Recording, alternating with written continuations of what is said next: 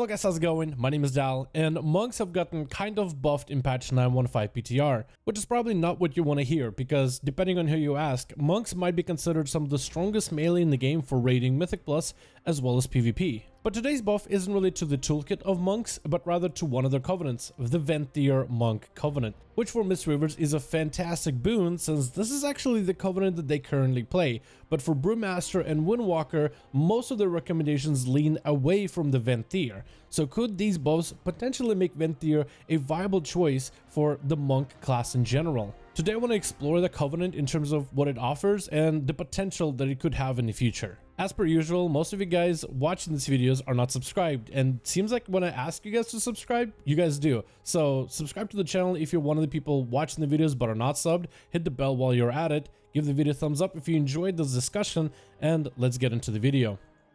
So the Venthyr monk ability is called Fallen Order. It's an ability that summons fallen monks to fight for you. Somehow monks in Shadowlands became a very pet heavy class, with every one of them having a celestial that you summon, which is like this spirit beast that augments your playstyle. For Brewmaster, it'll make you tankier, for a healer monk, it'll just offer more healing, and for Zoen, it'll have a damage amplifier on top of your damage output. Windwalker plays with Storm, Earth, and Fire, where the monk splits themselves into three. Very Warcraft 3 style. So the Venthyr monk ability summons an army of fallen monks. There is the Tiger Adept, which will Fist of Fury target. There is the Ox Adept, which will toss a brew and breathe fire at the enemy like a Brewmaster would. Then there's the Crane Adept that will try to heal you with Soothe and Mist and maybe apply an Envelop in Mist. So there's three types based on three monk specs. When you summon them, you will see more monks of your spec. So if you're a Windwalker, you'll see more Tiger Adepts Fist of Fury side by side with you. Then you'll see Brewmaster Ox monks dropping down brews. This ability is widely regarded as very basic and very simple. You just summon these monks and they sometimes do stuff. They're not super interesting. They don't really give you crazy cool buffs. They're just there for damage and maybe for some healing. So Blizzard went and did some tuning for this ability for 9.1.5. Starting off with the benefits that every spec of monk gets. Fallen Order monks will provide the Mystic Touch debuff on their targets, which I'd imagine would be pretty useful in an AoE situation. Ox Adepts will now throw a Fallen Brew at the monk who's spawning them, providing them a shield for 10% of monks' maximum health for 8 seconds. Tiger Adepts Tiger Palm damage is increased by 200%, and this sounds like a big buff, but the ability did like almost no damage. This is, however, a significant increase for Mistweavers and Brewmasters, and a slight increase for Windwalkers. Tiger Adepts will also cast Spin and Crane Kick if there's more than one enemy within range, and if their Spin and Crane Kick is as uncapped as the Monk's Spin and Crane Kick in 9.1.5, it could be kind of a damage increase in AoE scenarios. Following that, for Brewmaster specifically, Ox Adept's Breath of Fire damage reduction now stacks with your Breath of Fire damage reduction.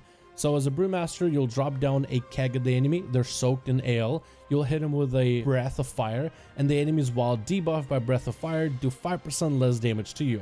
So these monks dropping down brews and breathing on the target add towards damage reduction for you as well. This damage is AoE, so this can work against the boss, this can work against adds, and you're looking from an average 5% damage reduction while the monks are active to like 4 stacks of this debuff, or even 5 stacks of the debuff. For the Windwalker monk, the Tiger Adepts damage will also count towards Spinning Crane Kick bonus, like their jabs will put a debuff on the enemy that benefits the Spinning Crane Kick damage amp. So now that we went over this 9.1.5 changes, and it's also probably best to say that this isn't the final build. We don't really know when the final build of 9.1.5 will be available. This still might fiddle with the numbers and what these monks can do, but these are good changes. This is an improvement to the Venthyr monk ability. It makes things more interesting. The extra utility that these monks provide based on your spec as well, like the Brewmaster damage debuff, the extra debuff and ability for you to do more damage with Spinning Crane Kicks, the raw damage increase no matter the spec that you are, all this stuff is good and far more interesting than the Venthyr ability has been. All these changes should also be considered together with the previous patch changes that the Venthyr monks have gotten. In patch 9.1, they added a legendary called Sinister Teachings. During Fallen Order, you summon and keep one adept with you based on your spec for the full duration of the ability. While you have an active adept, your abilities that critically hit reduce the cooldown of Fallen Order by 5 seconds. This works for any ability that crits, and one of the reasons why it's so good for Mistweaver, because you have a bunch of little heals over time and little instances of heals, every one of them can crit, and all these crits benefit towards the cooldown reduction mechanic. So with this legendary and with these updates, you're taking a 3-minute cooldown and can turn it down into a 2-minute cooldown, or maybe even a 1.5-minute cooldown, depending on how often you crit.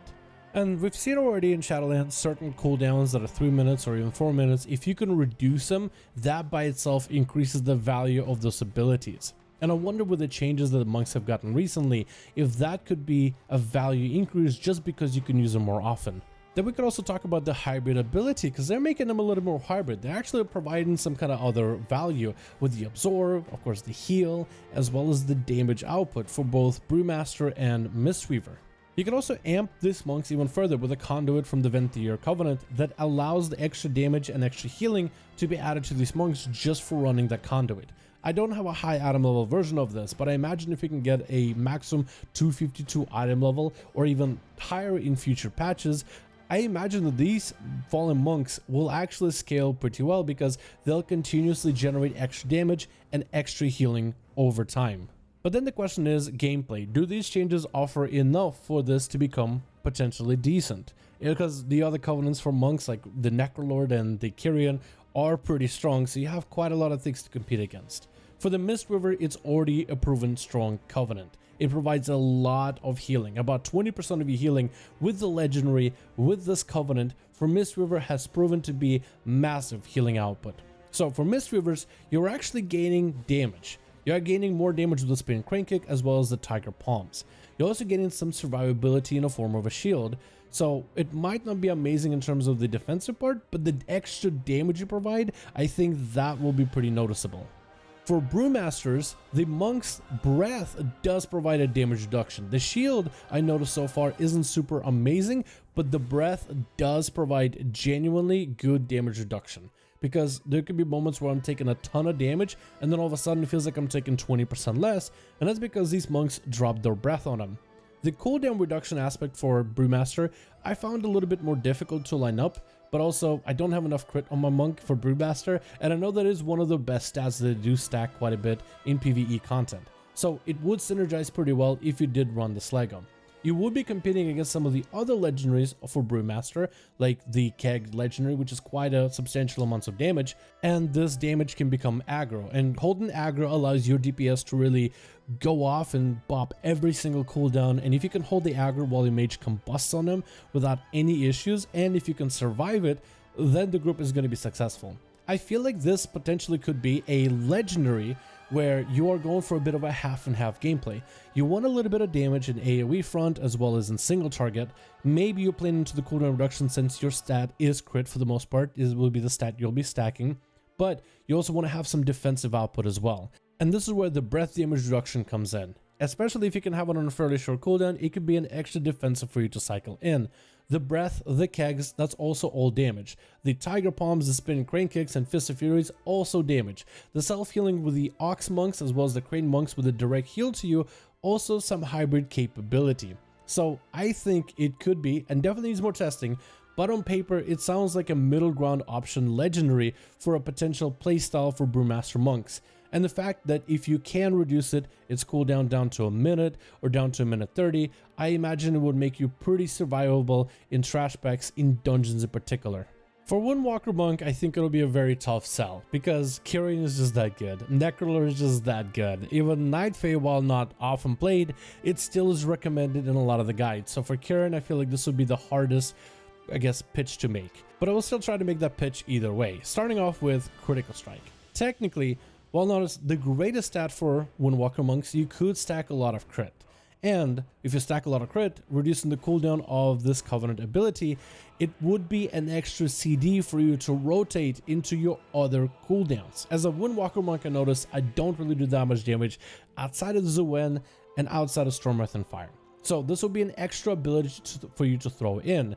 It should, if you have enough crit, synergize pretty well into Storm, Earth, and Fire, or maybe can be used separately altogether. This part needs a lot more testing, but if these Venthyr monks benefit from Spinning Crane Kick debuff, so the more Spinning Crane Kick debuffs you have, the more damage they do, that could be AoE damage increase on top of it. In comparison to the other covenants on the damage profile, Kyrian has hands down some of the best single target burst damage. For Necrolord, some of the best single target AoE damage with decent output in single target.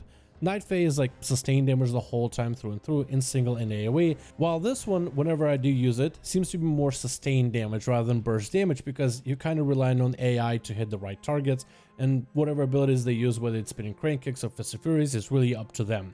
But I noticed that whenever I do use them as part of my gameplay, they end up being about 10% of my damage output. There's also an argument to be made on the hybridness. It's not the strongest hybrid ability, but the Brewmaster monks that you spawn do provide you a shield. It is 10% of your health, and it can proc back to back to back. The healing monks do heal you. It's not the craziest biggest heal, but it is a heal and can allow for some extra self-survivability. Finally, the Soulbinds and the Covenant ability. Monks are very mobile, so being able to port away isn't super massive since you have mobility already, but extra mobility for a mobile class is generally not bad. It's just this spell has a cast time, which I would imagine the Night Fae ability is just generally better because you could just press it immediately and you have the benefit of the bat. The Soulbinds provide you a couple of buffs. You have the 3% extra damage from the Naya with the potential 20% more crit or 20% more versatility if you can line up the proc together with your Fallen Order. That could net you out better cooldown reduction. You do also have a tanky aspect with Draven, so as you're dropping low, he does provide you some damage reduction, and Brewmaster monks can be one of those classes that hover at lower health, so you could potentially get some benefit in that regard. Also, being able to get versatility buff for 30 seconds when you summon these monks with the cooldown reduction from Theotar could be quite a nice boon. Not only does it provide you 6% versa to you, but also 3% to your allies as well. 30 seconds worth of that buff can be huge in a big pool where everybody's taking a bunch of damage or is trying to burst with as much damage as possible. But if I were to be honest, the Soulbinds are a little bit on the weaker side for monks. But they also were pretty weak for Venthyr Buffs, and they can work due to a legendary. Now, Windwalker, Brewmaster haven't really been able to make Venthyr work with the legendary, but I wonder if these recent changes are enough to potentially swing it in the other direction.